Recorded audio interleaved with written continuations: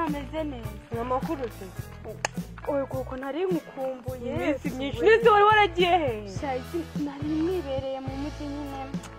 Ndi gukora utuzi twangaho duke. Shayi nanjye mba nibereye n'ahantu mukuru kuturaka turaho ngaho. Nyine nabidanje gusa ameze neza ara urabibona. Aha nahise muragiye kandi. Sha nari ngiye kureba umuntu ari haruguru nyine. Sha nyine nanjye ngiye kureba ka gashuti kanjye kankoze mu bwonko kantwariye Kanje ka Pamela. Sha cyane rwose. Igo nago yabigukora. Kuko mana yantwariye sheri sinzi ngo yamushushitishije Imana nyagasani. Nisirikara kuvuga katanyina keza ko nani bidanje nta nakazi kagira kabikoze gute. Sinzi impamvu n'ukuri kw'Imana. Sinzi niba karamuhaye zanzara sizi wabo numvishe ngo banahanura n'ibisigo wabo. Sha gusanje karakana mama nari nakarara. Sha wasanga kubera ko wasanga nyine iby'abagabo b'iyi minsi basigaye baca inyuma abagore babo n'abasheri babo. Numbaza ibyabo kuri musore wawe nawe nabonaga atabirimo neza ntago karakana kakabici kuriya nakarara mani karakana ngenda kazi twararira ngo nago kamutwara tu nawe ashobora kuba ataragukundaga mu busanzwe. Shamani sinzi impamvu ariko ndaje ndajya kumuhisomo ubu ngubu niho ubonye ndi kujya. Sha gusa nyine birambabaje nago Pamela gukora ibintu nk'ibyo n'umwarira boyfriend kandi nje twaranambikanye n'impeta tugiye gukora ubukwe mu kwa karindwi. Man none uramusiste ukuntu mwari inshuti se nta hantu mwasiganaga man ngende umva binambabaje. Ugira inshuti kagukora mu nda.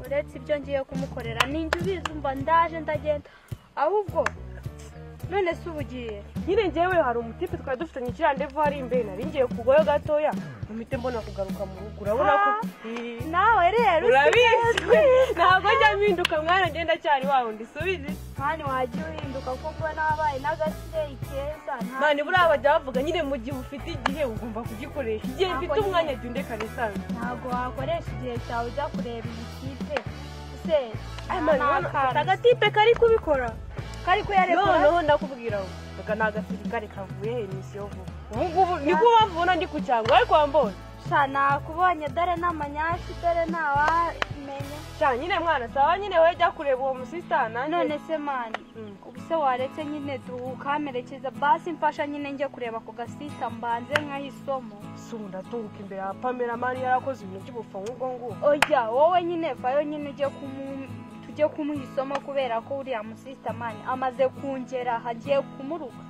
Okay shu ngendeye kuguherekeza gusa nta bidanje kuko urabona nyine mfite map mu minota yanjye datinduka urasanga nyine ndi kugira happy mani nanjye ndaguherekeza nyine mani nanagutamo mani biciro nabikaze mwaranga aho tujye kumureba twagiye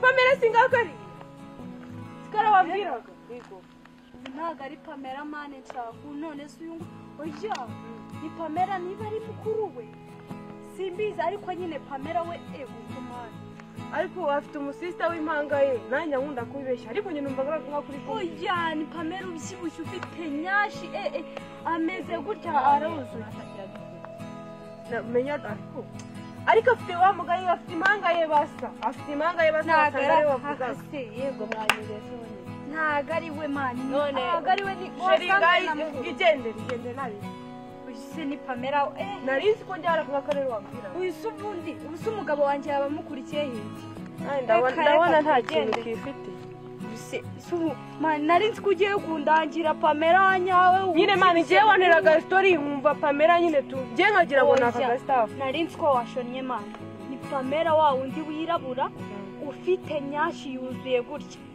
okay nabikaze nyine ubwo dukomeze dukomeze mani ariko nyine utankinzura bizi ko mfite gahunda subizi se ko ndi buguherekeze nari bisa nagutamo gitanu mani nabikaje wakintu